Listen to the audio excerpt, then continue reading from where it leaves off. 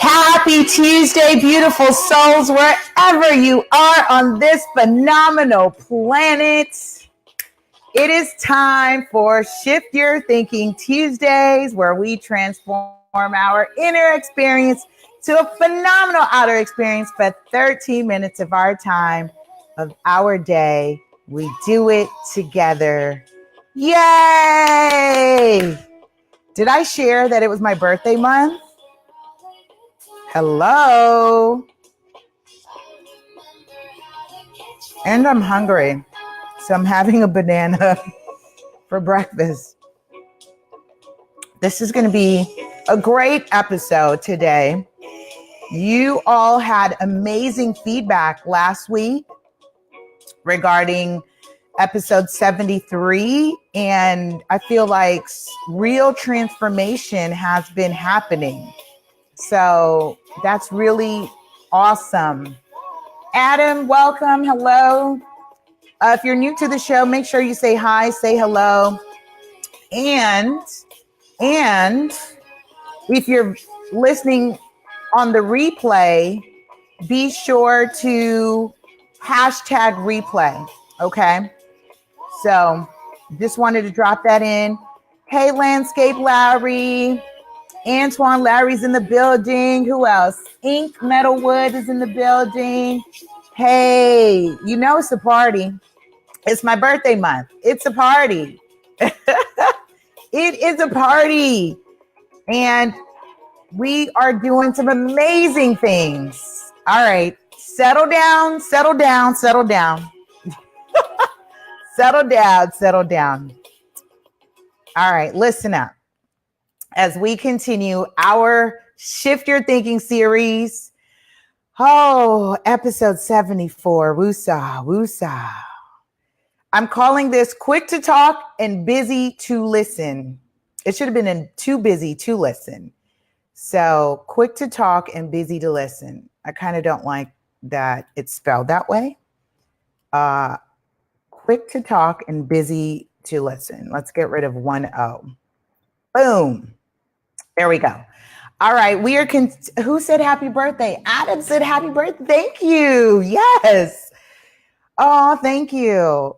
And it's been an amazing year. So really interestingly enough, during my birthday month, I honor the people in my life and I write a letter to myself just in reflection of acknowledging that I have been doing my absolute best, even when I'm not feeling like my absolute best.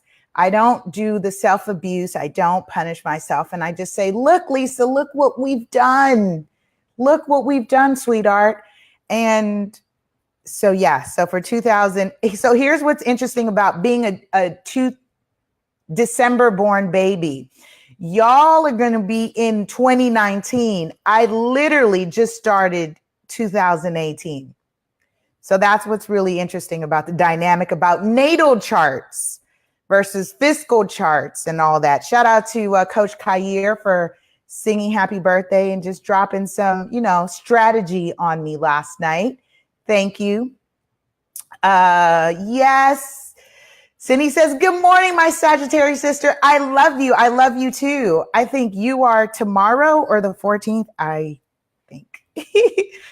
But I know you're in there. Yes. She's like, happy birthday to both of us. Woot, woot, woot, woot. All right, we're too hype. That is what happens when you get Sag in the building and we start talking about we're on fire. Right. So we are continuing our series from Shift Your Thinking by Dean Del Sesto, 200 Ways to Improve Our Lives. Yes, we are on episode 74, which means we've covered 74 sections of this book in the past 74 weeks. Danielle, hello. Again, welcome all of you. And just, for those of you who have been with me from episode 1 and early on, kudos to you. Let people know that we build together in here. We connect, build, and share. And we love on each other. So that's really what's nice. All right. Let me see. I just want to make sure we're all good in here. Okay, cool. So if you're following along, for those of you who want a book, and I know I said I was going to start the giveaways and all that, but amazing things have been transpiring. As you know, this platform is also a cross-platform with Ready, Set, Real Estate, my show on Wednesdays, which supports our nonprofit Real Estate 100 Youth Foundation, where we are empowering, educating, and teaching our youth and young adult community with real estate terms and concepts. So that's my spiel. That's what this is all about. I am an advocate of mental transformation, because everything in your life, my life, speak to myself, right? Everything in my life is as a result of shifting my mindset, whatever that is. And I look in reflection of what has transpired this year, accolades, awards, traveling to places that I've never been, touching thousands of lives via the social media platforms and the radio platforms, doing the conferences and just all kinds of things, publishing books and just next level stuff has been, and because I've shifted my mindset about my life. So mind, body, spirit, this is what this is about. Okay, so I'm in the section called Conversations that are a race instead of a pace often end in disgrace. I keep telling you, this author is so funny. He's like this rapping author. Kind of reminds me of me. Conversations that are a race instead of a pace often end in disgrace. So I dubbed it quick to talk and busy to listen. Bottom line. He says, if you want to avoid distraction in relationships, give your undivided attention. Don't use that all the time. And let me say this, I am growing and learning from my 7-year-old son he shouldn't have to say this to me, but my mind gets so consumed in projects and what I'm doing that, like this morning, he said it to me yesterday too. And he says, mom, he's trying to get my attention. He won't speak another word. And he then says, mom, look at me. I can be a better parent. And it doesn't help because I'm consumed, albeit in emails or texting, and where we've talked about this, turning it off, quieting the mind, scheduling when I should be available, scheduling when clients are accessible. But my mind is always in this to do, and I'm getting better. That's what this personal development is about, especially when you have children. And I think he's amazing. He's an amazing little guy. Just to be so in tune, to be like, yo, mom, I need you to look at me. Woman, look at me. And how many times are we in our relationships, friends, family, coworkers, colleagues, that we do get frustrated when they're not looking at us? Look at me. I have something to share. Because one of the things that we desire in life is to be heard and appreciated. Bottom line, heard and appreciated. Look at me. Look at me. So he says, I'll address conversations, quote unquote, conversations in this book, he says, several times, based on the fact that all progress in life, relationships, business, and social situations are impacted by the conversations we have and how well they turn out. This is so very true. I just had this conversation with my friend last night, Bestie. Shout out to Kelly for the birthday dinner. Love you, sweetheart. Thank you. I was sharing with her how in our relationships, we want to be, Danielle says, sounds like my husband. All right, I'm not alone. Yes. She says, it's so funny because when I'm on the Instagram, I want to give you hearts. I want to be like, shout out to you. But I was sharing with Kel last night as we were talking about the dynamic of relationships and wanting to be heard. And oftentimes relationships go awry in terms of the miscommunication because our partners are not listening. We want to be heard. We want to be heard because what we're sharing is coming from our safe space, is where we're, our basis for security, our values, right? I'm right now on this whole mission of core values in business and in personal relationships. Why? Because I'm learning to set my boundaries. I'm learning to set my boundaries. And I just want to say thanks to Wendy and Perry and all of you who are liking and loving, giving me all the love. Be sure to, tag someone and share and let them know what we're doing. Positivity on Tuesday every week for the next 2 years, because we have 200 total to go and 200 in total. And we're at 74 today. So we're doing really good. We're committed. You're committed. And I'm sure this level of commitment has really shown up in your life to commit to this, or at least committing to listening to the radio podcast, the replay, the rebroadcast, or even on the archives of the YouTube channel. So kudos to us. We stay winning. So it's funny because when my son watches the replay with me, he's like, Mom, why do you do that? Mom, why do you laugh like that? Mom, he's like my biggest critic, and I love him. And it's my gift to him, by the way. I'm leaving my digital footprint for him and my children, both him and Leah. My oldest is 18, mind blowing. She turned 18 this year. So I'll continue. He says, there's a great value in looking at the effectiveness of our conversations, including the way we listen. Remember, mom, listen. Remember the kid that was going viral? Listen, Linda, listen, Linda. This is what we're talking about. People are saying, listen, I have something to say. He says, how we respond and how we govern over the unpredictables that conversations bring. I think one of the things when we look at the dynamic in relationships and how we are conversing is that unpredictability. Some people are uncomfortable with being caught off guard. One of the things that I do with men, my relationships with men, is I prime conversations. I read a fantastic book that talks about the way we communicate, how to talk to your husband, how to talk so your husband will listen. I read this book and I am an advocate of this. And I said this on the past show. I'm an advocate of this book for any woman who has not had a positive relationship with men in her life, albeit your father, brothers, men, whatever your dynamic with men in your life, you don't have that positive relationship.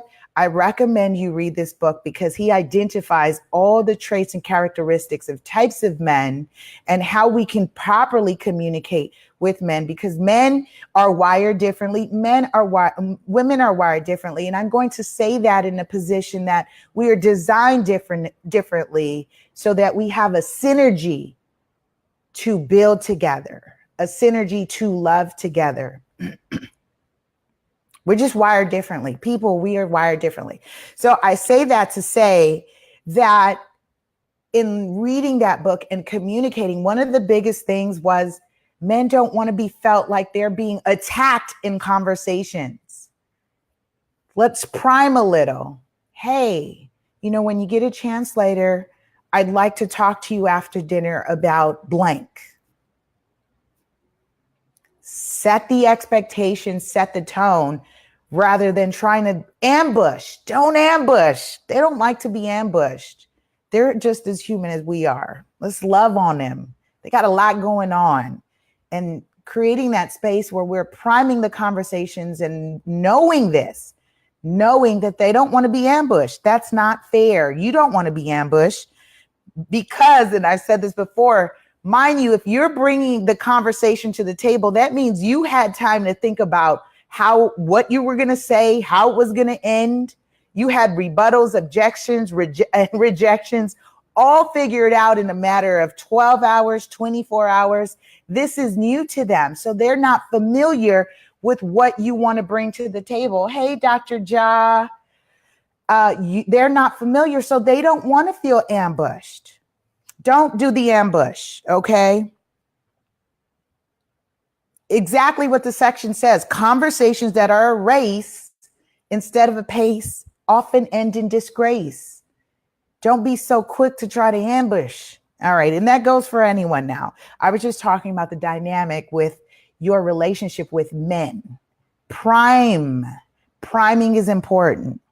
Don't feel like, oh, I'm going to give him an advantage. You want to have an advantage so it's a level playing field, because otherwise it's just going to go in a direction that you don't want it to go to.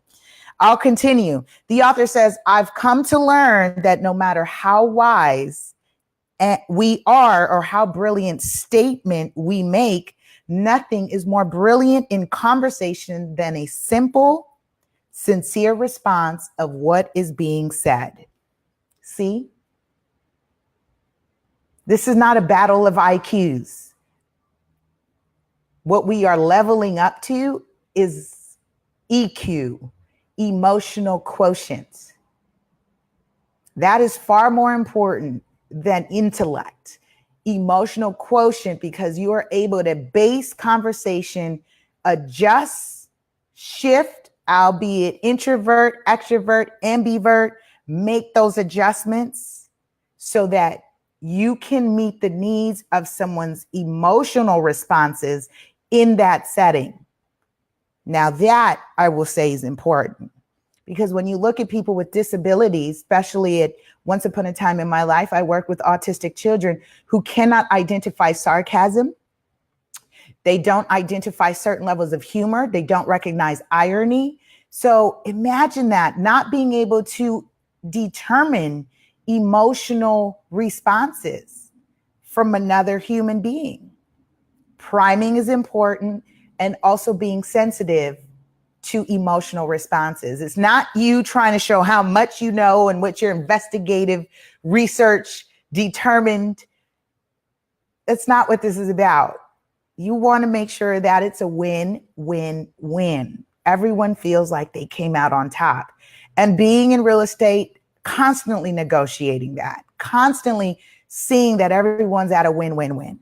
All right. Same goes for relationships, family, friends, spouse, partners, business. Same goes for that. Don't be so quick to talk and too busy to listen. That's what this episode's about. Okay, he says, and nothing is more damaging to relationships than thinking of what you're going to say next, moving to your own agenda. I just said that, right? About you trying to show the battles of the wits, or drifting halfway into some other thought that you think for a moment is more important than the conversation you're in. Wow, so powerful. So powerful. Hey, Tiff, I would have tagged you. How powerful is that? And let's marinate on that. There's just so many good points right now, because we do drift away into the next thought. We are drifting into the next thought and feeling like, well, now that you've brought that point up, I think now I want to talk about this because this may be important and supersedes what we were talking about. Is that where we want to go with this? No.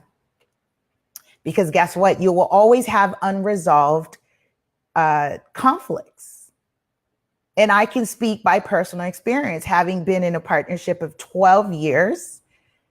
I thought I was resolving conflict in a certain way, but none of it ever got resolved. Hence the reason we're no longer in a relationship. So if you're thinking about retention in the relationship, be mindful about priming conversations, being sensitive to what's going on in that other person's world. And that requires your own EQ, your own emotional quotient, where you're saying it's, yes, I'm upset, or yes, I'm agitated, I'm frustrated, or yes, I'm excited, but also being sensitive to what you're about to unload, share to that other person. Ask permission if it's okay. Ask permission if this is a good time. Priming those conversations. All right, we'll continue. He says, These are the traits that can turn a conversation that is riddled with potential and opportunity into a conversation that will bring an awkward parting and a poor reflection on our personal brand and reputation. Ooh, so important. So important. Ooh, take the time, slow down. Listen, Linda, listen. Or the way Lathan says it to me. Look at me, mommy. Look at me. I'm doing better. The author says, these days with the intense pace we live in, true, right? King Haji, hello, welcome. He says, there seems an odd pressure at times to rip through conversations rather than letting them unfold effortlessly. It's so funny because that was it's such a foreign concept for us to let things unfold naturally. And I can speak from personal experience. This like literally came up last night where, you know, as you're dating and you're evolving and growing into relationships, you know, people always say, let it happen naturally. And for me, I'm like an overthinker, analytical, I'm scheduled, I'm all this. And I'm like, what does that mean? Let it happen naturally. What does that mean? And then I finally get to see, what does that mean when it unfolds naturally? Same thing in a conversation. It's so much more organic. It's such more genuine when there's less effort and it just flows. And now everyone feels like we have a synergy. Can you imagine how connected you and that other individual is or feels after that conversation? I know Kel and I had dinner, we were caught up, and, you know, even though we don't see each other every day, we don't talk with each other every day, like we still were able to just connect as if we did. And that's because it was a conversation where we were listening intently, we're providing, supportive responses to each other. And it really felt yummy and wonderful to feel connected. That's mindful conversations. I don't know if anyone's calling it that, but I like this mindful conversation. I should have called this episode Mindful Conversation, but it evolved. You see how naturally this evolves? You know, I don't read any of these chapters ahead of time. I read them right here with you. And what comes out is that natural flow of as I'm interpreting what I'm reading and I'm sharing and we're building. He says, removing agenda, like I pointed out, you know, I'm normally methodical and it's got to go this way and here's the end result. Removing all of that, removing your personal agendas. It's okay to have points, but not be married to the points, right? Because you're dealing with another human being whose responses you cannot dictate. It is an unknown. You don't know for a fact how someone's going to respond to what you are saying, which is why priming the conversation helps. Hey, sweetheart, when you get a chance and you're rested, I'd like to speak with you about blank after dinner. Or how about, hi, honey, this had been on my mind and I was thinking about what you said and I just wanted to clarify. Can we talk for a few minutes, just time block before your shower? Set the expectation. We covered this on the last episode, on the early episode. I think this was episode 3, where we talked about not using the words ASAP. ASAP causes confusion and frustration. We don't use ASAP because it has no definitive time point. When do you want it done? After dinner, at 2:00, at 6:00, set times, set markers, but be sensitive to what's going on with that other person. Because guess what? If you have a partner that is also very responsive to your needs, they're going to feel like they're not getting their needs met because they have to drop what they're doing to meet your needs because they want to support and add to your happy. They want to be in your added value.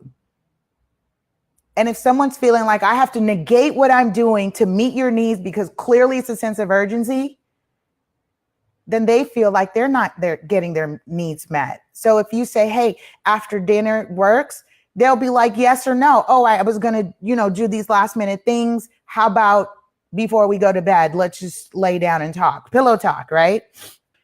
I'm just saying, all right? Personal and business, same thing with professional. Is it okay? Do you have a few minutes? Someone will say, after I send these emails, I'm working on an email. I've got a phone conference at X time. What time would work for you? How about 12:30? Set a time. Don't do the ASAP. We talked about that. Revisit that episode. Okay, we're getting ready to wrap this up. Woohoo! He says, removing agenda and an urgency to complete conversations creates an ease to be in with maximum clarity and mental efficiency. Ooh, I love clarity. Let's be clear. Let's be clear. And whenever I'm not clear, I have to prime conversations and say, let's be clear. He says, in these kinds of conversations that create the rapport and trust needed for agendas to be heard and relationships to be formed anyway, they are foundational. Absolutely, because communication is the foundation for everything we are seeking to achieve and receive. Giving and receiving. Oh my gosh, that was a goodie one. That was a goodie one. All right, y'all. This concludes episode 74 of Shift Your Thinking. Be sure to connect, build, and share with me on all social media, Facebook, Twitter, Instagram, YouTube, at lasuperagent, whatever your favorite platforms are. Provide feedback. Tune into the radio podcast everywhere. I love you, love you, love you, love you. Have a powerful and productive week.